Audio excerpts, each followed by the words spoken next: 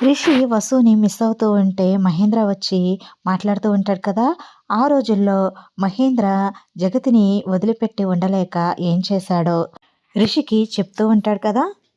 మహేంద్ర మధ్యలో ఆపేసి, "నాన్న రిషి మీ అమ్మ తిడుతుంది నడు భోజనానికి వెళ్దాం" అని అంటాడు. "లేదు డాడ్ ఫస్ట్ మీరేం చేశారో ఆ విషయం నాకు చెప్పండి. తర్వాత భోజనం చేద్దాం" అని అంటాడు రిషి. అమ్మ, మావయ్య కారులో వెళ్తుంటే ఆ కారుకి మీరు కారు అడ్డంగా పెట్టి వాళ్ళని ఆప్ చేశారు. తర్వాతేం జరిగింది? అని అంటాడు రిషి. జగతి మీ మావయ్య నా దగ్గరికి వచ్చి ఏంటి అని అడిగారు. నేను కారులో నుండి ఒక ప్యాక్ తీసుకుని జగతికిచ్చాను. ఏంటి అన్నట్టు అర్థం కానట్టు చూసింది జగతి. నువ్వు ఇది మర్చిపోయావు. అందుకే తెచ్చిచ్చాను అని అంటాడు మహేంద్ర. అసలు ఏంటిది మహేంద్ర? ఇది నాకు అవసరం లేదు కదా! నాకు అవసరమైనవన్నీ నేను నా బ్యాగ్‌లోనే పెట్టుకున్నాను. ఇది నాకెందుకు? అయినా దీన్ని నేను కొనలేదే! అని అంటుంది జగతి. నువ్వు కొనకపోతేనేంటి? నీకోసం ఎవరైనా కొనుండొచ్చు కదా! అని అంటాడు మహేంద్ర. నాకోసం ఎవరు కొంటారు? నాకోసం అంటే నువ్వే కొనుంటావయితే అని అంటుంది జగతి. అవును ఏంటిది మహేంద్ర? అని అంటుంది జగతి. సస్పెన్స్ ఇంటికెళ్ళాక ఓపెన్ చెయ్యి అని అంటాడు మహేంద్ర. సరే మహేంద్ర నేను వెళ్ళొస్తాను అని అంటుంది జగతి. సరే జాగ్రత్త అని మహేంద్ర కారు అడ్డం తీసేస్తాడు. తర్వాత జగతి వాళ్ళ అన్నయ్య ఇద్దరు కలిసి కారులో వెళ్తూ ఉంటారు. తర్వాత అలా కొంత దూరం వెళ్ళిన తర్వాత మళ్ళీ వాళ్ళను ఫాలో అవుతూ మళ్ళీ కారు అడ్డం పెడుతూ ఉంటాడు మహేంద్ర. మహేంద్రను చూసి మళ్ళీ షాక్ అవుతుంది. ఏంటి మహేంద్ర మళ్ళీ వచ్చాడు అనుకుంటూ మళ్ళీ కారు దిగి, ఏంటి మహేంద్ర ఇది? మళ్ళీ వచ్చావేంటి? అని అంటుంది జగతి. ఏం లేదు జగతి. ఇందాక నేను నీకు గిఫ్ట్ ఇచ్చాను కదా! ఇంకో గిఫ్ట్ కొన్నాను. అది ఇవ్వడం మర్చిపోయాను. అది ఇద్దామని అని కారులో నుంచి ఇంకో గిఫ్ట్ ప్యాకెట్ తీసి జగతికి ఇస్తాడు. జగతి ఆశ్చర్యంగా అయోమయంగా ఫేస్ పెట్టి, మహేంద్ర ఎందుకిలా ప్రవర్తిస్తున్నాడు? ఎప్పుడూ లేనిది ఇలా గిఫ్టుల మీద గిఫ్టులిచ్చి సర్ప్రైజ్ చేస్తున్నాడేంటి? అని అనుకుంటూ ఉంటుంది జగతి.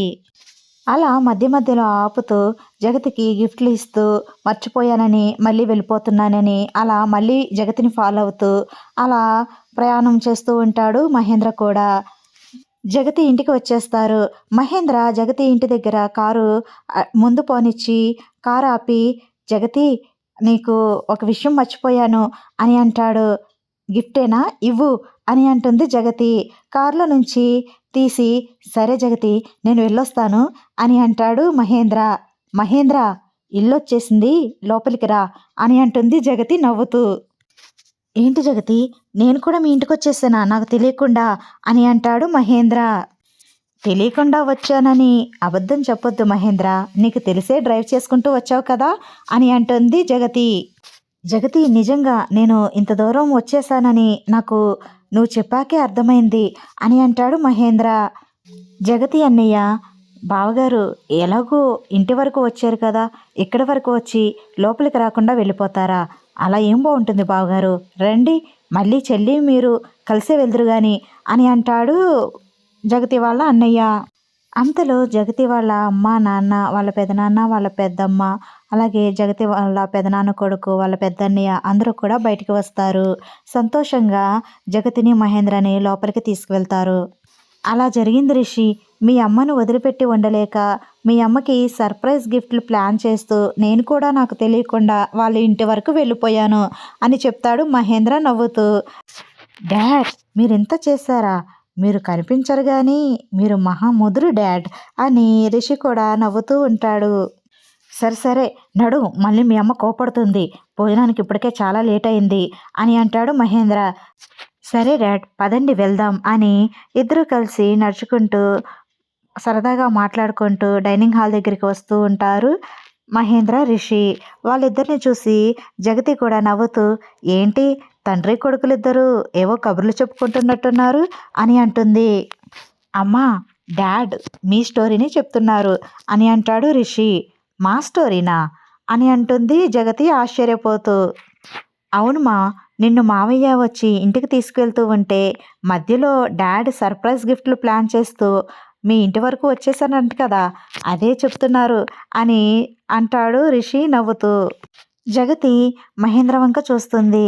మహేంద్ర హీరోలాగా ఎక్స్ప్రెషన్స్ పెడుతూ కాలర్ ఎగరేస్తూ పెద్ద బిల్డప్ ఇస్తూ ఉంటాడు. అబ్బో! అనుకుంటూ నవ్వుతూ ఉంటుంది జగతి. మరి ఇంకో విషయం చెప్పలేదా నీకు మీ డాడ్ అని అంటుంది జగతి. ఇంకో విషయమా? ఏంటది మామ్ అని అంటాడు రిషి.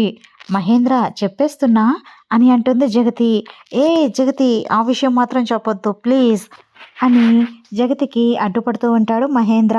మరి అన్నీ చెప్పిన వాడివి ఆ విషయం ఎందుకు మర్చిపోయావు మహేంద్ర?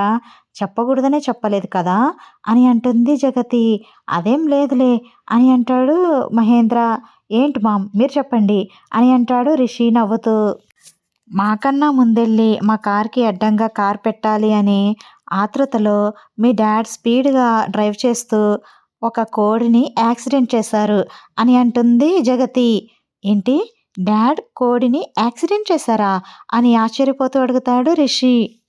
పాపం కోడి త్రుటిలో తప్పించుకుని బతికిపోయింది అని అంటుంది జగతి నవ్వుతూ. పొరపాటున కోడి చనిపోతే ఎవరు బాధ్యులు అంటూ ఆ గ్రామస్తులు మీ డాడ్ని నిలదీశారు. పాపం వెళ్ళనివ్వలేదు అని అంటుంది జగతి. మేము ఆ దారిలో వచ్చేటప్పటికి మీ డాడ్ కార్ ఆగుంది. మీ డాడ్ చుట్టూ జనాలు గుమిగూడున్నారు. ఏం జరిగిందో అని కంగారు పడుతూ మావయ్య నేను వెళ్ళాము. అంతలో మహేంద్రని నిలబెట్టి వాళ్ళు 10,000 కడితేనే కార్ని మనిషిని వదులుతాం లేకపోతే వదలము అని చాలా గొడవ చేస్తున్నారు. కోడి చనిపోలేదు కదా, కోడి బ్రతికే ఉంది కదా, అంత డబ్బు ఎందుకు ఇవ్వాలి అని మీ డాడ్ వాదిస్తున్నారు. వాళ్ళు కోడికి ట్రీట్మెంట్ చేపించాలి కదా, దాని ఖర్చులు ఎవరు పెట్టుకుంటారు, మీరే ఇవ్వాలని వాళ్ళు వాదిస్తున్నారు. నాకు చాలా టెన్షన్ అయింది అసలు. మీ మావయ్య ఉన్నారు కాబట్టి సరిపోయింది. మావయ్య ఇంకా ఆ ఊరి వాళ్ళతో ఆ గ్రామస్తులతో మాట్లాడి ఆ ప్రాబ్లమ్ని సాల్వ్ చేసి మహేంద్రని ఇంటికి వెళ్ళిపోమ్మని మళ్ళీ మేము బయలుదేరాం. మహేంద్ర వెళ్ళకుండా మళ్ళీ మా వెనకాల వచ్చి మళ్ళీ మాకు సర్ప్రైజ్ ఇచ్చాడు అని అంటుంది జగతి నవ్వుతూ. హీరోలా బిల్డప్ ఇచ్చి చెప్పారు కథని, మరి ఈ పార్ట్ ఎందుకు ఎగరగొట్టేశారు డాడ్ అని అంటాడు రిషి నవ్వుతూ.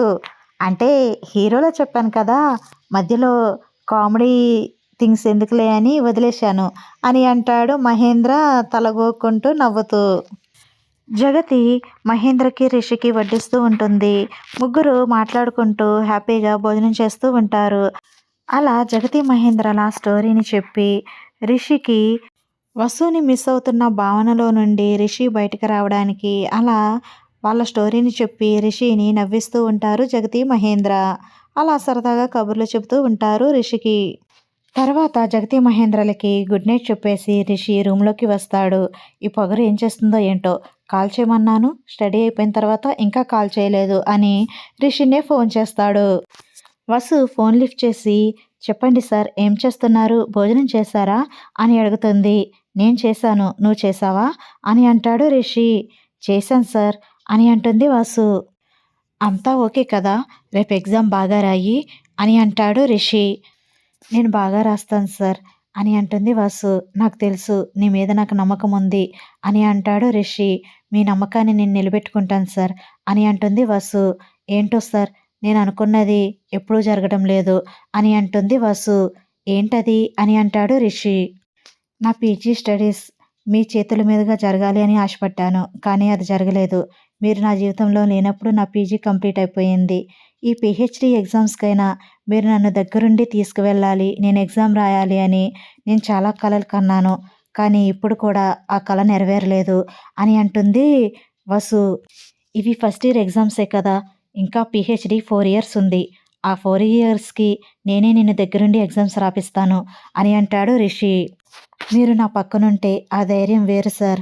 ఆ ధైర్యంతోనే నేను సగం విజయాన్ని సాధించినట్టుంటుంది అని అంటుంది వసు. సారీ వసు నేను రాలేకపోయినందుకు నీతో అని అంటాడు రిషి. మీరు రావాలని అనుకున్నారు, అనుకోకుండా మీటింగ్ ఏర్పడడం వల్ల మీరు రాలేకపోయారు. దానికి మీరేం చేస్తారు సార్, నా దురదృష్టం అంతే అని అంటుంది వసు బాధగా. ఏ వసు నువ్వు అలా మాట్లాడుకో, నువ్వు అలా అంటుంటే నాకెంతో బాధగా అనిపిస్తుంది. నేను ఎప్పుడూ నీతోనే ఉంటాను. ఏదో పరిస్థితుల వల్ల నువ్వు అలా ఒంటరిగా వెళ్ళాల్సి వచ్చింది అని అంటాడు రిషి. సార్ నేనేదో ఆలోచనలో ఉండి అలా అనేశాను, మీరు దాని గురించి ఏం ఆలోచించకండి సార్, మీరు బాధపడకండి. సారీ సార్ అని అంటుంది వసు. ఏయ్! నువ్వెందుకు సారీ చెప్తున్నావు? నువ్వేం తప్పు మాట్లాడలేదు కదా! అని అంటాడు రిషి. లేదు సార్. మీరింకా ఆ విషయాన్ని గురించి వదిలేయండి. హ్యాపీగా ఉండండి sir. Happy good night sir అని అంటుంది వసు. రేపటి ఎగ్జామ్ కోసం all the very best and good night. Happy good night అని అంటాడు రిషి. థ్యాంక్ యూ సార్ అని నవ్వుతూ వసు ఫోన్ పెట్టేస్తుంది. రిషి వసు గురించి ఆలోచిస్తూ అలా నిద్రలోకి జారుకుంటాడు. తర్వాత రోజు ఉదయాన్నే రిషి రెడీ అయ్యి వెళ్ళిపోతూ ఉంటాడు. జగతి, మహేంద్ర హాల్లోకి వస్తారు. ఏంటి రిషి ఎక్కడికి వెళ్తున్నాడు? నీకేమైనా చెప్పాడా? అని అంటాడు మహేంద్ర జగతితో. వసు దగ్గరికి వెళ్తున్నాడేమో అని అంటుంది జగతి. మరి మనకు చెప్పకుండా వెళ్తున్నాడేంటి? అని అంటాడు మహేంద్ర.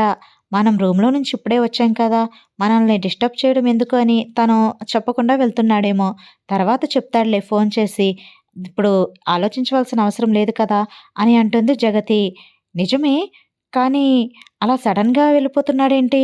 అని అంటాడు మహేంద్ర. వసు గుర్తొచ్చిందేమో మహేంద్ర. అందుకే అలా సడన్‌గా వెళ్ళిపోతున్నాడు అని అంటుంది జగతి.